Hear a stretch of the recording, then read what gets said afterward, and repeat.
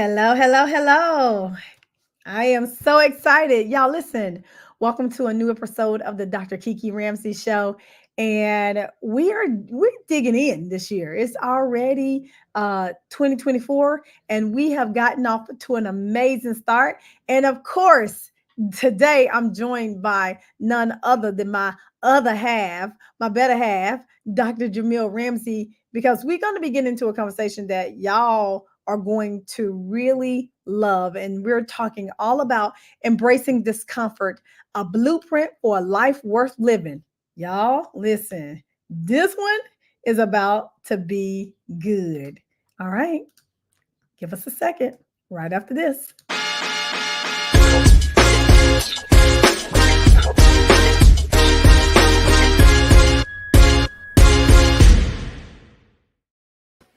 Dr. Ramsey. Welcome, welcome. Thank you for having me. Oh, absolutely, as always. And so, you are a regular on the show. We at least once a month, we've decided to have you on the show because your wisdom is just something that everybody loves to have, and that's a part that I get to share with the world. I get it personally, but I love being able to share that with the world on the Dr. Kiki Ramsey Show. And so, I'm excited that you are here, my love. Well, it's always a pleasure. I love it when we can collaborate. I know. It's always so good, so good. So, of course, every episode is a new episode. So I want you to go ahead and introduce yourself to the fam, and I want you to tell us what your superpower is. All right. Welcome, everyone. This is Dr. Jamil Ramsey, the black guy who codes, the husband of the lovely Dr. Kiki Ramsey, 20-year plus technologist working in various fields from support to software development. Also a full-time professor at Life University, teaching in their College of Online Education in the CIT department. And just great to be here. My superpower is strategy, and I'll throw in another one, critical thinking. So I love it. thinking and making plans and executing. I love that. This is true. This is true. This is why you keep us on track, and we keep moving. We keep moving. So when we were thinking about I think I texted you to ask you what do you think we should talk about on today's show, and you said embracing discomfort. You said it a little bit different, but it was the same gist. And so today we're going to be diving in to embracing discomfort, a blueprint for a life worth living. But why did you want to talk about this subject? I know we be having deep conversations all the time between us, but what sparked you wanting to have this conversation today on the show? Oh, specifically, it's a couple of things together. One, we are going to be celebrating a major life event as parents. We're going to be transitioning to grandparents. So I've been having a number of conversations with my son around the transition from being seen, unchilded person to having children. And of course, being a college professor, I have the privilege of working with students, and there's a common theme I see to their struggles. We're constantly trying to reconcile how to achieve and be comfortable at the same time. And the majority of the time, that strive to be comfortable derails progress. Yeah.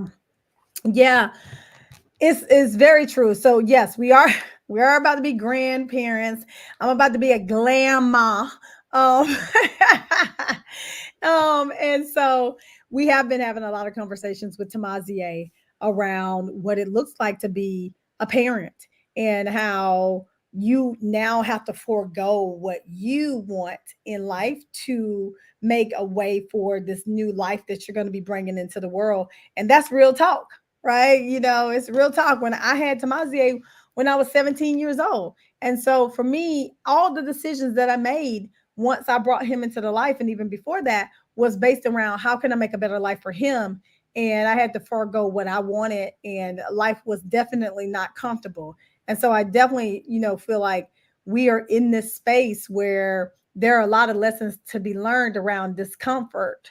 But so everybody want to be comfortable. So can you blame people for wanting to be comfortable? No, it's the most natural thing in the world. We all should, just strive to be comfortable, but comfort is a state. It's not a state of being. Mm-hmm. So while you can have periods of your life and periods of time where you're going to be comfortable, that should always be preceded by, times of growth, because Mm. the growth process in itself is always uncomfortable because you're stretching from being in one state into a brand new unknown state, and that transition in its nature is going to be uncomfortable. So do you think that most people live their life just to be comfortable and never get to that place of stretching outside of the comfort zone? um because I mean we see a lot of people who I would think could potentially be further in their life. And I mean, even as a coach, I have a lot of people who will come to me and say, I should be in a different place in my life right now. I've even said that myself. But the thing that may be holding them back is the comfort that they've uh, ensued upon themselves. But you find like that most people are just like not where they want to be because they have just leaned into being comfortable. I can't remember where I heard this, but in general, people are cost benefit analyzers. Mm, So we all have a floor of comfort, whether that's conscious or unconscious. And anything beyond that floor gets put into our calculator. Is it worth the effort to move beyond this floor? And mm-hmm. we may have many goals and desires that require us to get past that floor. But emotionally, like I said, whether conscious or unconscious, can we break through the calculation of value to push past comfort to take that next step? Yeah, yeah. Do you think so? Here's what I get. I feel like awareness is key here. I've run into a lot of people who, as a positive psychologist and as a coach, really trying to think about like what it takes to be emotionally intelligent. I run into a lot of people who are just not there in terms of emotional intelligence. And so I'm wondering how many people who are living this comfortable life are just not even aware that they are choosing comfort over discomfort, meaning getting out of their own way so that they can do the things that they want to do or the things that they know they should be doing. A lot, most people, because and many times that analysis can definitely be unconscious. We don't even think about it at all. And then that also ties into whatever self-limited beliefs that you've grown up with over time. Mm-hmm. That's a huge factor. Like you have this desire, but you have a limiting framework. So now it's like, I want to do it. Can I really do it? And based against that comparison, is my life really that bad? Because I don't really want to emotionally deal with that potential Mm. for failure.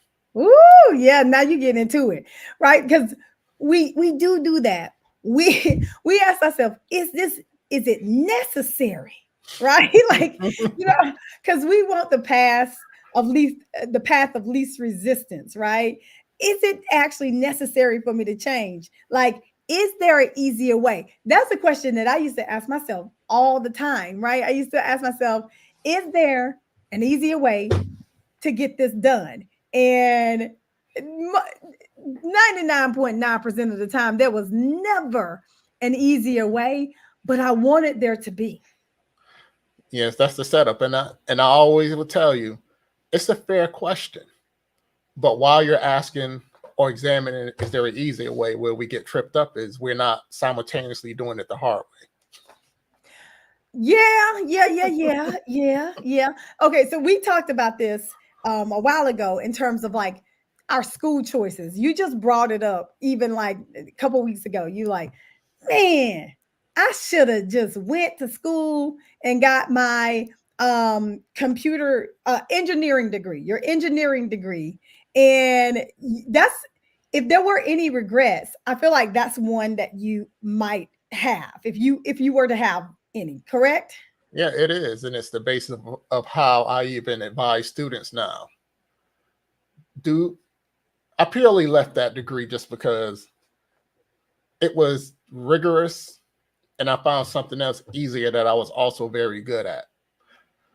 But it would have Mm. served me better to finish the harder degree and still simultaneously, pursue art, which I could have did very easily if I would have been in a better emotional place, had better mentorship, better guidance. But it was one of those things where I convinced myself that, hey, it's not worth it. Where I got this other path that I enjoy, that is a quote unquote passion that Mm. I can do easily, but not recognizing that the easy things don't bring you the same value as the hard things.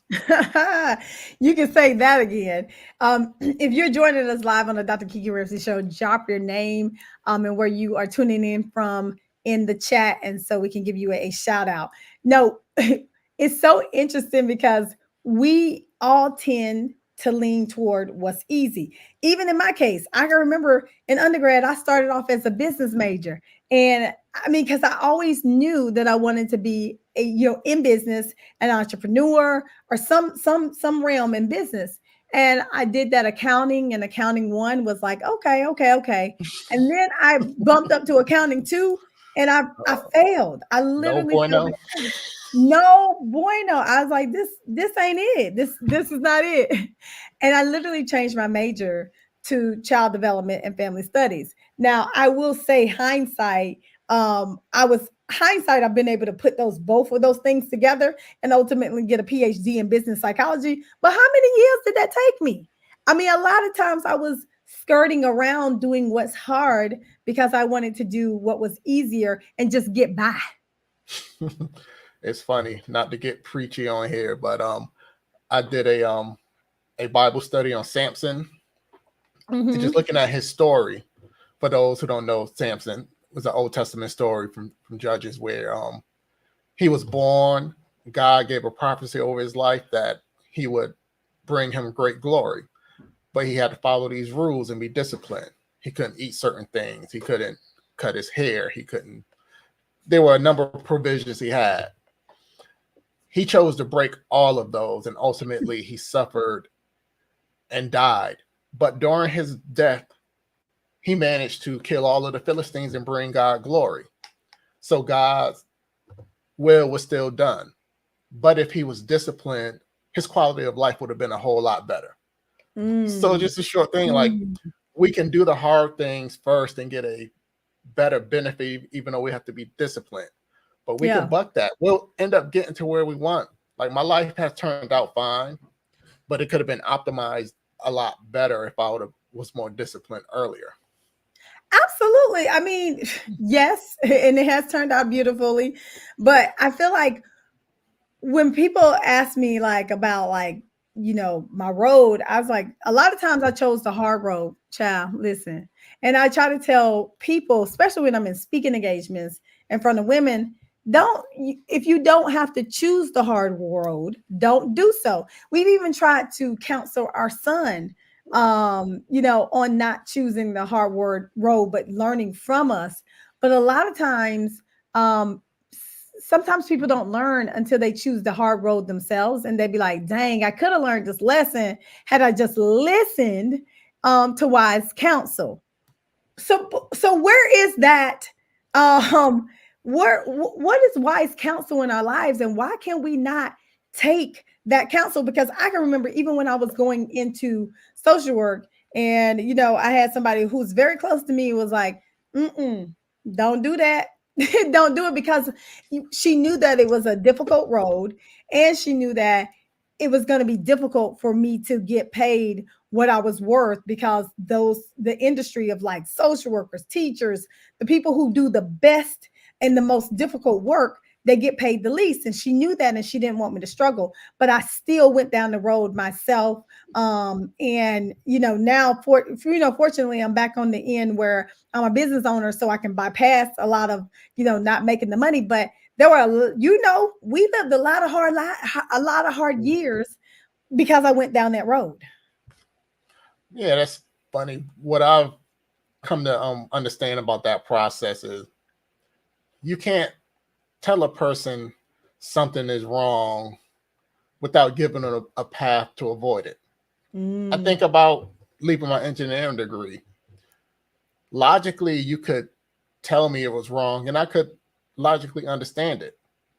But can you show me a path of getting through it? yeah, And that's where the gap was. Like yeah, if you had somebody that can help you ace accounting too, your whole perspective on continuing that path would have been different. yeah, yeah, yeah. This is very true. I think a lot of times, especially in today's day and age, like you just said, we can be told what not to do, but where are the solutions at? Like, give me a solution to the problem, Hmm. you And I think know? a big thing is us being brave enough to look for real help. Mm, Like I had tons of resources, yeah, but I let that discomfort steer me in a direction of not looking for support to get through the discomfort, but finding an alternate path and just avoiding it completely. Like there are people who could have helped me. You know what? Calculus 3 is not that bad. Let me show you a few ways in which we can help your study habits. We can help you catch up. Because yeah. that was one of the other things is I got to college thinking I was a lot more prepared than I was. Mm, mm, So rather than taking the challenge of filling a gap, because regardless of what background you come from, the engineering discipline is one of the most difficult disciplines in college. Like yeah, most people crash out because it just takes a whole different level. So I wasn't prepared for that. And when I got smacked in the face, I shrank rather than looking for the help. yeah. But what made it harder is that I have a lot of talent. So I found a warm embrace in a degree that wasn't going to give me ultimately what I wanted. Yeah, yeah. You're still great at it, right? Like you're still Mhm. great at art. And you've been able to do some amazing things in that area. But I do understand what you're talking about. Had you embraced the discomfort of engineering, you might be in a different place. Yeah, and like Um, I was saying earlier, it wasn't the discomfort of engineering per se. It was the uncomfortability of I wasn't who I thought I was. mm, And okay. that was the thing. It's like, and that's where I get to self-limiting beliefs and doubts and insecurities. Like Mm, it didn't go from okay, I just didn't do good on the test, but this isn't at all what it used to be like. I should be able to do this easily. Am I ah, even capable of this? Can I really ah, do it? yeah. And that fueled a lot. I know this in hindsight, but at the time it was just like, man, is this even worth it? I got this thing. I got this group of people I done got in line with. That I was a top student in my art program. I mean, I excel, but Mm-hmm. that masked what was really going on, and that I had this desire to do this thing, but I didn't feel worthy of it. I didn't feel capable. So rather than explore those feelings, I switched the whole degree. And I think a lot of people go through that without really examining the true Yeah. motivation. Yeah, I think we're talking about what's the root cause of what's going on in our life. And I don't I honestly don't, even right now, I don't know a lot of people outside of, like you're saying, getting some help, who can really examine that on their own. Nonetheless, a young person who's trying to make decisions about the rest of their life, who's in college, which Mhm. is why it's a beautiful thing that you're a professor, I'm a professor, I'm a coach, and we get to mentor people every single day, because you can't see what you can't see. And it's about having that that self-awareness to understand that, yeah, I might not be who I thought I was, but what does that truly mean, and does that mean that I Mhm. can't do it? Yep. And Asking that, those questions. Yeah, that's and that's interesting. and it's true. And that's why I said that will always be a regret, because later on I realized, oh, I really could have done it. Yeah. So now Yeah, and that's a part of childhood, and yeah, that's why we're really big on mentorship and building a community around our kids, because we really need to be able to show them a path, because we don't have the vision to see it for ourselves at that point. yeah, yeah. I think mentorship, and that's been a theme around some of the conferences and coaching and everything, is that people really need it. You need somebody to walk through life. You need somebody who can you can bounce questions off of. You need somebody who can be your champion and let you know and tell you you can do it even when you think that you can't. Right? Like I just think that's possible. It's something that we need. It's a necessity. And fortunately, for us, we've been able to be that for each other. But outside of that, I probably don't know where I'd be, because you've been a real champion for me, and especially when it comes to this business and everything that I've been doing here and things that we've been doing together. And but what if you are someone, and you feel like you don't have that, and you can't get that from um, people who are in your life? Yeah, you have to be very careful about the people you align yourself with, because the same way we love comfort, the people we love don't like to see us in discomfort. Mm, So out of good intentions, they can steer you out of doing the things you need to do. So whatever the vocation, whatever the activity, you find people in that community as a mm. support system, because they understand where you're coming from and where you're trying to go. I love love that. And I also think that, people, yes, people love us and they want us to be safe and everything like that. But I also think that we have to be careful too, because I don't think that a lot of times people can see for you what they can't see for themselves, right? Hmm. Like when you are out there and you're seeking, wise counsel or coaching or therapy or whatever, you got to make sure that the person who you are seeking that guidance from has a visionary mindset and that they can see beyond and past circumstances. And if you're talking to somebody who has had their own trials and trauma, and they tend to lean negative, um, and they can't see themselves past a certain point, how are they going to see that for you?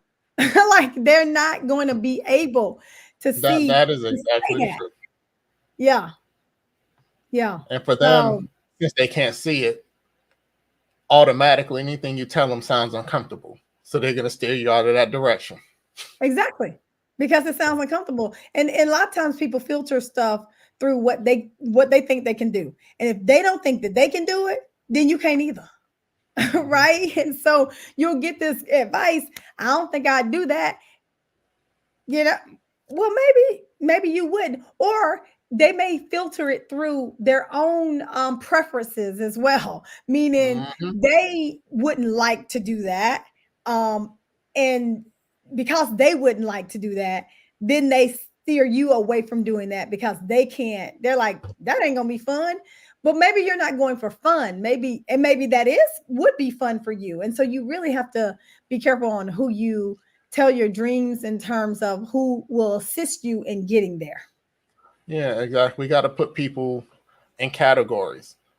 Like I wouldn't talk to a non-computer science about computer science vocation, because they would not absolutely get it. They will Mm, automatically think that it's very difficult. But if I talk to people who are already interested in computer science or who've been through that process, mhm. they have a very different perspective, because they don't have that same self-limited belief. They understand, and they understand the Yep. hardships of it. So they Yep. won't have any shame about your struggle, because more than likely they've experienced it and they can come from a perspective of having come out of it. Exactly. So a lot of times people are like, how do I find a mentor? How do I find a mentor?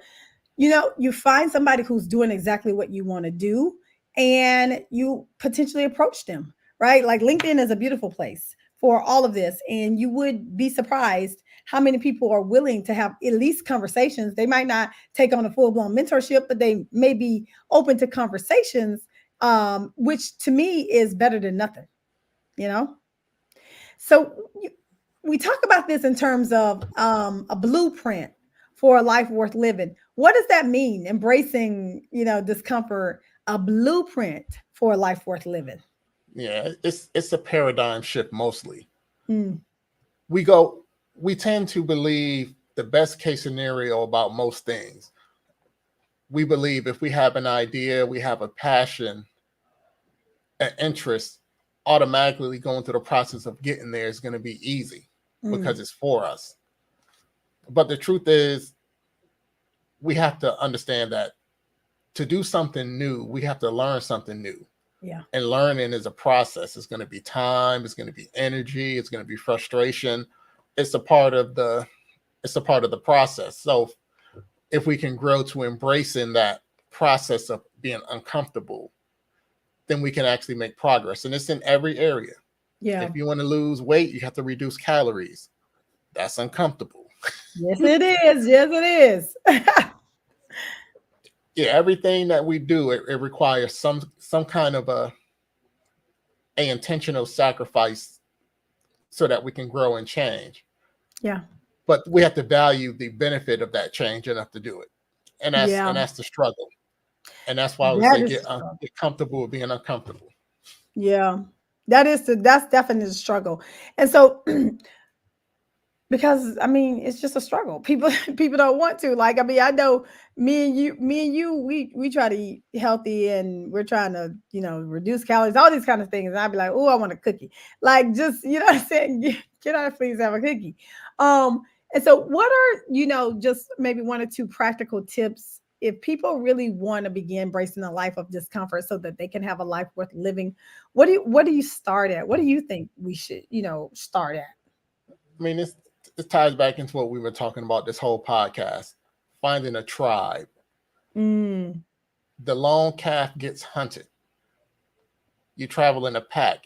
You have pack protection. You have a person that you can lean on, a person who understands your troubles, a person who can see or look like you struggling today.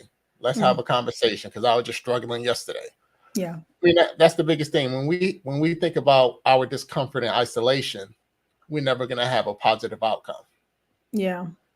Yeah, this is so very true, and it speaks on what I talk about in my businesses all the time, and that is relationships matter over everything, right? And it's so true is because you have to have these relationships, you have to have these positive relationships in your life because life revolves around us being connected. We are connected beings, and and that means something different for everybody. I'm not saying that everybody has to be an extrovert or an introvert or any of those things, but we were born to be connected and we need to find our tribe.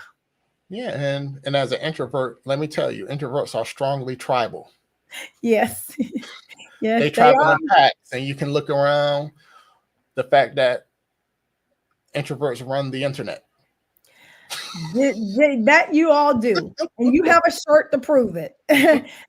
Your shirt says, "I make the internet." Yeah, So I always think that that's a cute shirt, but it's so true.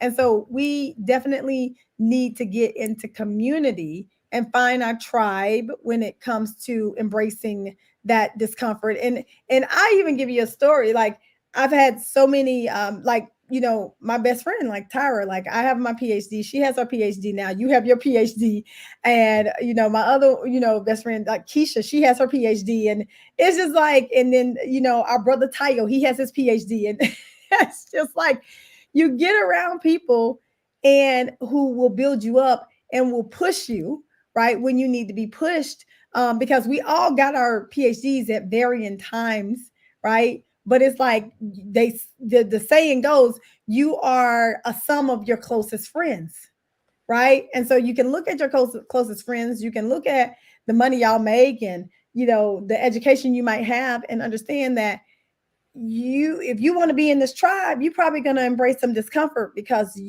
this is your tribe, this is what y'all do. And so I think that's so important. And I think another thing before we end off, I think one of the things is get into a space where you can learn yourself, because you said that was a hindrance. Like, once the discomfort came, it revealed some things about you that you're like, oh, this don't feel good.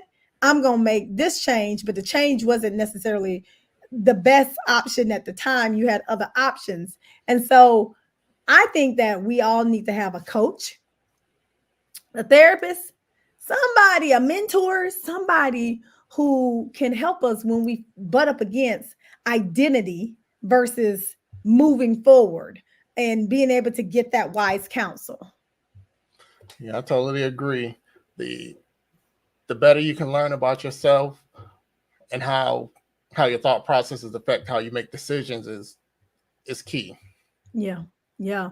And I don't think we do that enough. And I talk a lot about mindfulness in some of my keynotes. And mindfulness is really, being present in the moment and non-judgmental. And I think us getting silent and being in a space that allows us to really think and understand who we are, what we want out of life is so very key. So if you are looking to embrace discomfort because you want to have a life worth living, first of all, understand who your tribe is. Secondly, get into a space where you can learn about you.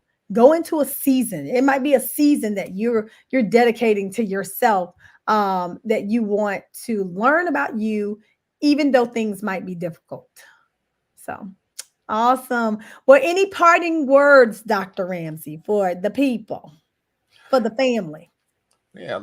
The first step is just being motivated to do something.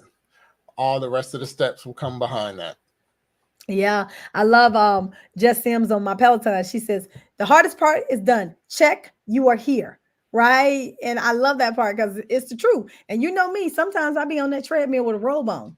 Hmm. It takes me everything that I got to get down there. But I know it, I know if I get there, even if I got a robe on there, I'm gonna eventually take it off because I'm gonna get hot because I'm working out. And so the hardest part with this one is to show up and really say I'm gonna do something about my life. I'm gonna do something to change my life. So, well, thank you, sir, for being on the show as well. I'm sure that this has blessed somebody's life. If this has blessed your life, please, please, please share the Dr. Kiki Ramsey show with somebody else. I am so proud. You all are showing up for the Dr. Kiki Ramsey show. I go on and I look at the statistics and I'm like, wow, 100 of y'all done listen to the podcast this week. I love it. We are on all the podcasting stations, wherever you listen to podcasts from. We are there, and so go check this episode out. In addition to all the previous episodes, and if you are a woman who wants support, coaching, guidance, I invite you to join me over at Happy Women Lead. In that community, we are a group of women who are supportive, and we are working together with each other. Just go to kikiramsey.com and you can hop on there. And we have the happiness challenge. The 7-day happiness challenge is still going on if you want to learn some tips and tools on how to be happier this year.